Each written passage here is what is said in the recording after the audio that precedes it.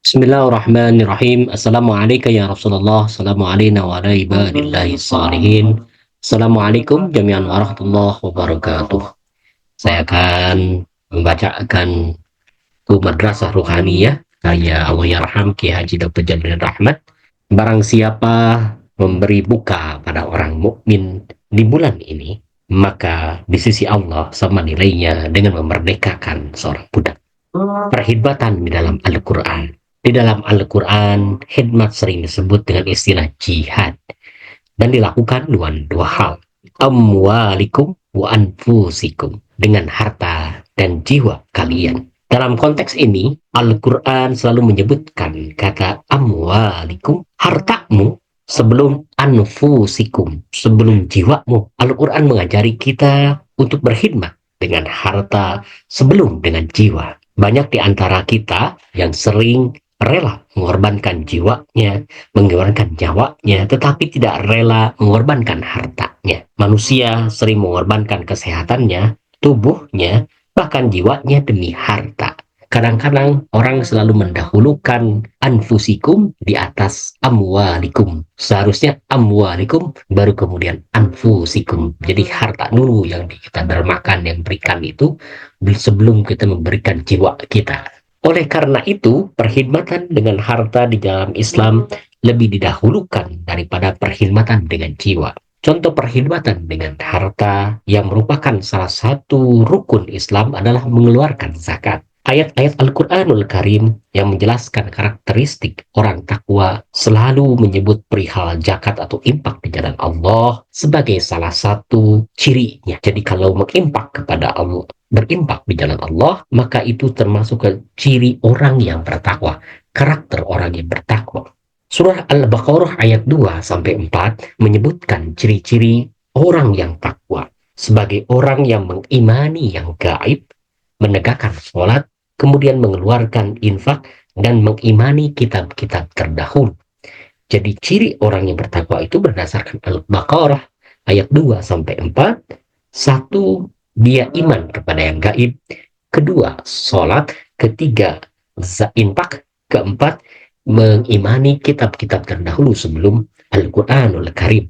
Kemudian dalam surah Ali Imran ayat 133 sampai 135, Allah Subhanahu wa taala berfirman, "Bersegeralah kamu kepada ampunan Allah dan surga yang luasnya seluas langit dan bumi yang disediakan bagi orang-orang yang takwa, yaitu mereka yang menginfakkan hartanya baik dalam suka dan duka, yang menahan amarahnya dan memaafkan orang lain. Sesungguhnya Tuhan mencintai orang-orang yang berbuat baik, dan orang-orang yang apabila berbuat keji dan menganiaya diri sendiri, mereka cepat ingat kepada Allah dan memohon ampunan terhadap dosa-dosa mereka. Dan siapa lagi yang dapat mengampuni dosa selain Allah?" Kemudian mereka tidak mengulangi perbuatan dosanya itu, padahal mereka mengetahuinya. Tanda-tanda orang yang bertakwa disebutkan dalam surah Al-Baqarah ayat 177.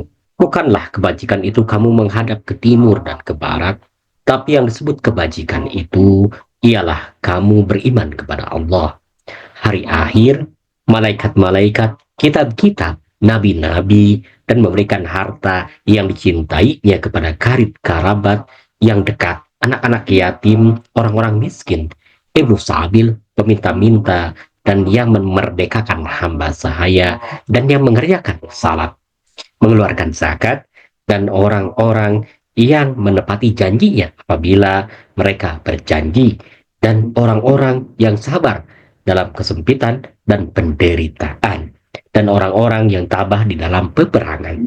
Mereka itulah orang-orang yang benar, dan mereka itulah orang-orang yang bertakwa.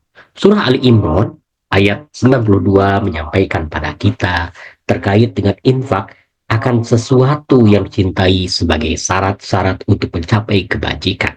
Ayat tersebut berbunyi, kamu belum berbuat kebajikan sebelum kamu menginfakkan apa yang kamu cintai. Kamu belum berbuat kebajikan sebelum kamu menginfakkan apa yang kamu cintai. Kita belum melakukan kebaikan kalau kita tidak menginfakkan yang kita cintai. Tentu saja ini terkait dengan harta ya, bukan dengan istri kita yang kita cintai langsung kita infakkan, kita berikan pada orang lain, tidak. Tapi ini terkait dengan harta, terkait dengan bi amwalikum. Kemudian dalam surat Az-Zariyat ayat 15 sampai 19 Tuhan berfirman, sesungguhnya orang-orang takwa itu akan ditempatkan di surga yang mempunyai mata air. Mereka mengambil apa yang mereka kehendaki yang telah Allah anugerahkan kepada mereka. Inilah orang-orang yang dahulunya mereka berbuat baik. Pada malam hari mereka bersedikit mempergunakan waktunya untuk berbaring, dan kalau telah sampai waktu sahur mereka merintih membaca istighfar, dan yang dalam hartanya ada hak bagi orang miskin yang berkekurangan. Dari ayat-ayat tersebut kita melihat bahwa menginfakkan harta selalu disebut sebagai ciri orang yang bertakwa. Jadi amwalikum itu adalah tanda orang yang bertakwa. Sementara yang mengerjakan sholat sebagai karakteristik orang takwa tidak selalu disebutkan dalam ayat-ayat tersebut. Jadi yang disebutkan sebagai karakter orang bertakwa itu dalam Al-Quran adalah yang biamwalikum, yang menyerahkan, yang mengorbankan harta bendanya. Ketika turun ayat, kamu belum berbuat baik sebelum kamu mengimpakkan apa yang kamu cintai, Al-Imran ayat 92, seorang sahabat Nabi bernama Tolhah menjadi amat gelisah. Ia sibuk memikirkan hartanya yang paling ia cintai. Ia ingat bahwa ia amat mencukai kebun miliknya yang terletak di samping masjid Nabi. Ia sering melihat Nabi berbaring di kebun itu sebelum pergi ke masjid. Ia kemudian mendatangi baginda Nabi Muhammad SAW kemudian berkata, "Ya Rasulullah, tak ada harta yang paling saya cintai selain kebun di samping masjid ini. Sekarang saya infakkan kebun ini di jalan Allah setelah saya mendengar ayat 92 surat Al-Imran. Setelah mendengar ayat itu, sebaiknya kita juga sudah dapat memikirkan harta apa yang paling kita cintai. Setelah itu, kita harus menginfakkan harta yang paling kita cintai itu. Karena bila kita tidak melakukannya, kita belum mencapai kebajikan. Kalau kita belum mengeluarkan harta yang paling kita cintai, maka kita belum mencapai kebajikan. Surah Muhammad ayat 36 sampai 37 berbunyi, sesungguhnya kehidupan dunia hanyalah permainan dan senda gurau. Jika kamu beriman serta bertakwa, Allah akan memberikan pahala kepadamu dan dia tidak akan meminta harta-hartamu.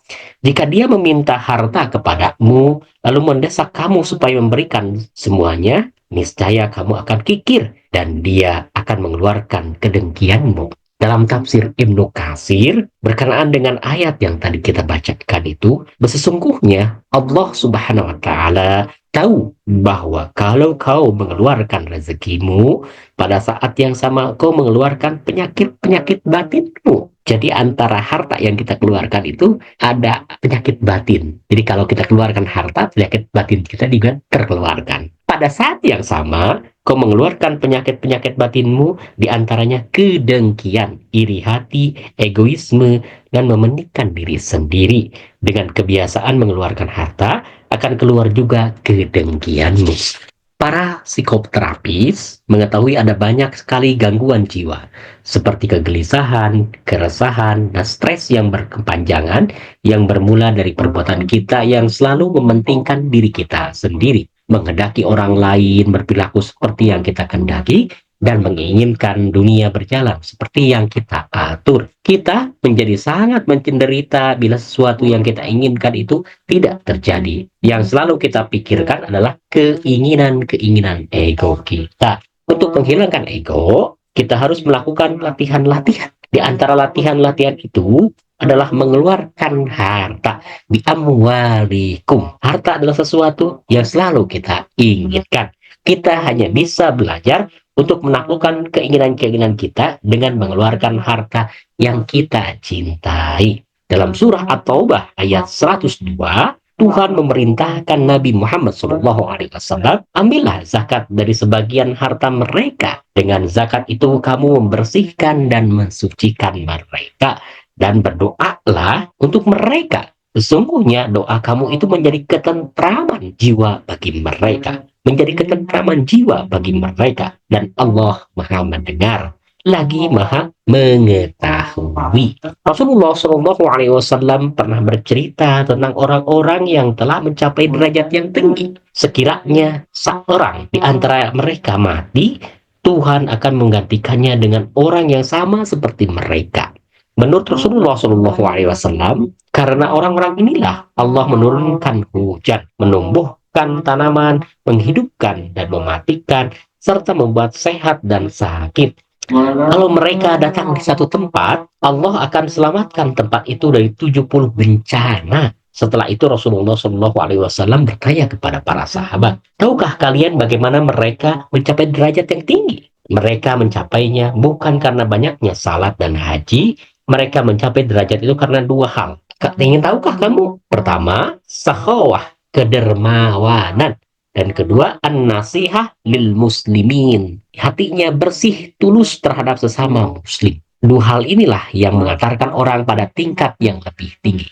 Kedermawanan dan kebersihan hati memang memiliki keterkaitan. Kalau orang sudah dermawan, insya Allah hatinya pun bersih. Dermawan sama dengan bersih hati. Seperti disebutkan dalam surah Muhammad ayat 36-37, bila kita mengeluarkan harta kita, Tuhan juga akan menghilangkan penyakit-penyakit hati kita. Kebakhilan merupakan ungkapan egoisme. Orang yang bakhil adalah orang yang tidak mau berbagi dengan orang lain, ingin memiliki sesuatu hal hanya untuk dirinya sendiri. Itu egois. Sebuah cerita klasik dari Cina mengisahkan tentang 8 manusia biasa yang kemudian diangkat menjadi dewa.